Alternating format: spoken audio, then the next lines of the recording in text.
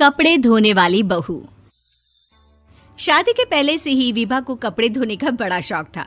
कभी नल के नीचे तो कभी तालाब के पास। अरे मेरी नीली वाली लुंगी नहीं दिख रही है।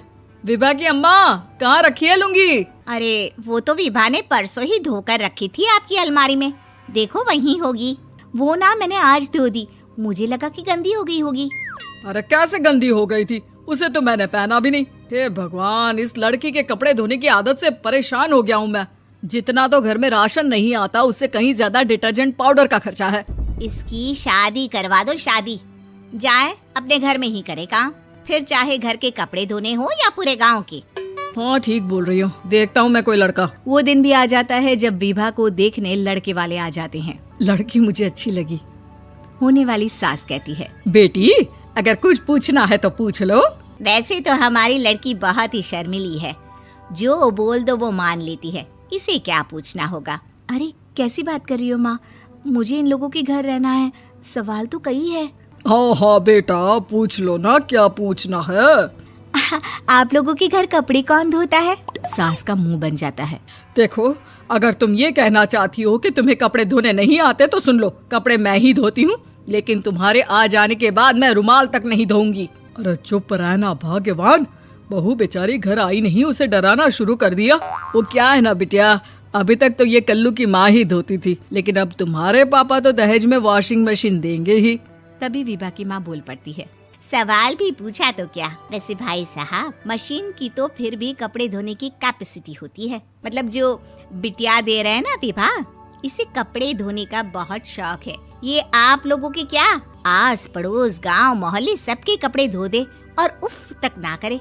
बाहर देखा नहीं आपने कितने कपड़े सूख रहे हैं? सब हमारी बिटिया ने ही तो धोए हैं। बस भी करो ना माँ, शर्म आ रही इतनी तारीफ सुनकर। और तो और एक दाग निकाल कर दिखाओ तो मान जाऊं। हाँ अच्छा, माफ करना बेटा, मैंने गलत समझा।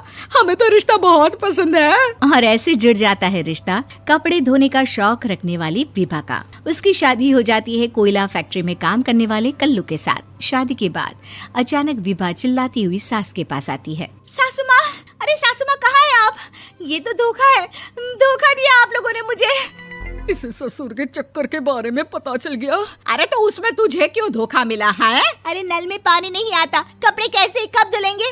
अच्छा, तू पानी नहीं आ रहा उसकी बात कर रही है। तो आपने क्या सोचा? कुछ नहीं।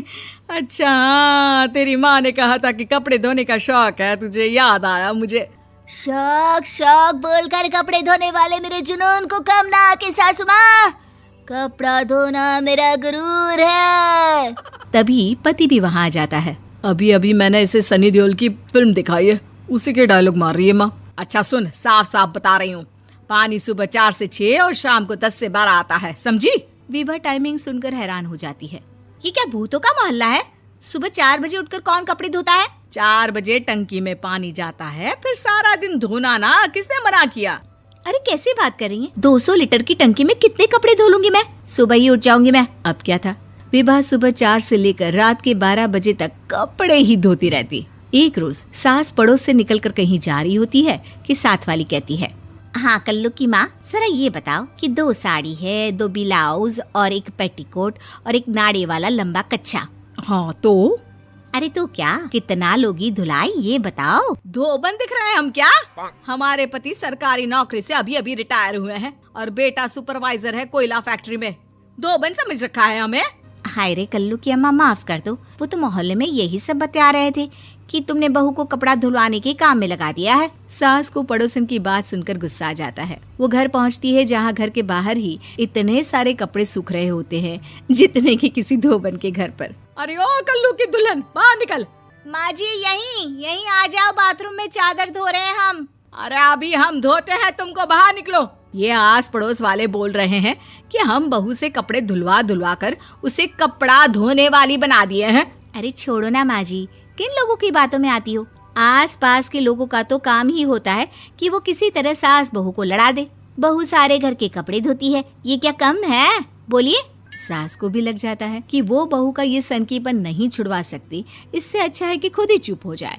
एक रोज सास और बहू मंदिर जाते हैं, जहाँ सास की साड़ी वहाँ खड़ी भीख मांगने वाली से मिलती है। माँ जी क्या बात है, आपकी साड़ी उस भिखारन से कितनी मिल रही है ना? हाँ हाँ, देखो तो दोनों की साड़ी मिल रही है। क्या बात है कल्लू की अम्मा, तुम खुद को तो अफसर की बीवी बताती हो और ऐसी सिंपल सी प्लेन साड़ी पहनकर घूमती हो। सिंपल और प्लेन नहीं है ये साड़ी। तो क्या सोने के धागे से फूल बने हैं?